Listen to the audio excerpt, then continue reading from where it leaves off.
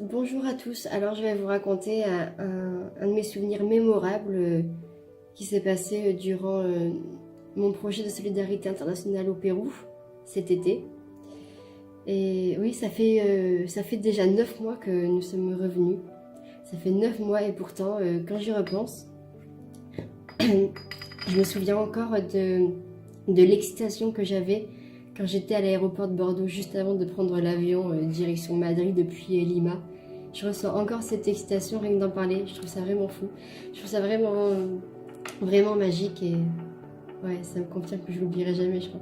C'est vraiment une expérience gravée à jamais en moi qui a permis, ben, qui fait que la personne que je suis aujourd'hui, quoi.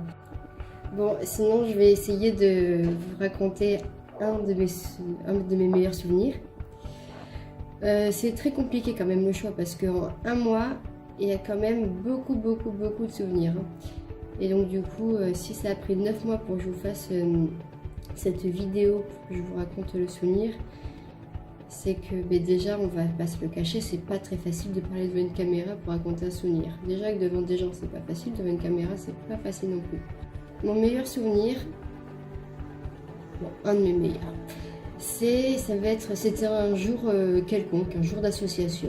On était à l'association depuis le matin. On avait fait de la peinture le matin et l'après-midi c'était les deux devoirs. Et après les deux devoirs, les enfants ils mangent un goûter dîner un peu, hein, parce que c'est un très gros goûter où il y a des légumes. Donc moi j'appelle ça un dîner. Et après ils se lavent les dents, puis après ils repartent chez eux. Et, et là, ce jour-ci, il y avait deux petites filles de 7 ans à peu près, je pense, qui sont venues me voir et qui voulaient apprendre à danser. Du coup, je leur ai appris quelques passes de rock, bien évidemment. Mais en soi, à ce moment-là, c'est pas trop l'action qu'on fait le plus important. Parce qu'on aurait pu faire du tricot, c'était la même, quoi. C'est juste genre l'échange de regards qu'il y a eu entre elle et moi. Et en fait, quand je leur apprenais, et quand elles dansaient en fait avec moi, elles étaient tellement heureuses, juste leurs yeux, leur regard voulait tout dire. Genre, c'était un regard qui disait, qui exprimait tout le bonheur où elles étaient, donc du coup tout le bonheur qu'elles me donnaient, quoi, à l'instant présent. Et aussi le fait qu'elles ne voulaient pas que ça s'arrête, quoi. Elles voulaient que ça continue tout le temps, ce moment-là. Et donc du coup, c'est magique comme échange. C'est super beau. Et donc du coup, je crois que je me souviendrai toute ma vie de ce regard si doux. En fait, c'est un regard doux, me demandant toujours plus. Et ouais, c'est un regard qui permet de requinquer pour toute une vie, je pense. Parce que ouais, je ne pourrais jamais l'oublier. Parce qu'en fait, ce qu'il faut aussi savoir de cette histoire, c'est que ces deux petites elles habitaient loin. Donc du coup, après, partant de l'association, elles devaient avoir à peu près 1 heure de marche pour rentrer jusqu'à chez elles, dans la nuit. Et sans personne, que toutes les deux avec leur petite sœur. Ça me touche parce que d'un côté, elles ont voulu rester davantage à l'association pour que je leur apprenne, c'est-à-dire perdre du temps et rentrer encore plus tard, juste pour que je leur apprenne des passes de rock. Et ça elles étaient juste les plus heureuses du monde. Et donc du coup, moi, obligatoirement, je pourrais jamais l'oublier. C'est impossible.